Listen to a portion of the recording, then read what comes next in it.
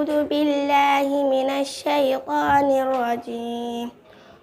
وقال فرعون ذروني أقتل موسى وليدع ربه إني أخاف أن يبدل دينكم أو أن يظهر في الأرض الفساد. وقال موسى إني عذت بربي وربكم من كل متكبر لا يؤمن بيوم الحساب.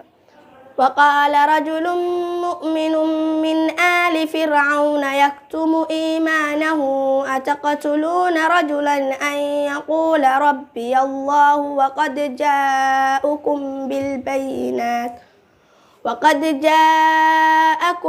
بالبينات من ربكم وإن يك كاذبا فعليه كذبه وإن يك صادقا يصبكم بعد الذي يعدكم إن الله لا يهدي من هو مسرف كذاب.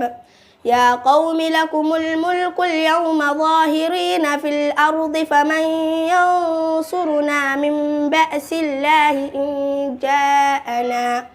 قال فرعون ما أريكم إلا ما أرى وما أهديكم إلا سبيل الرشاد.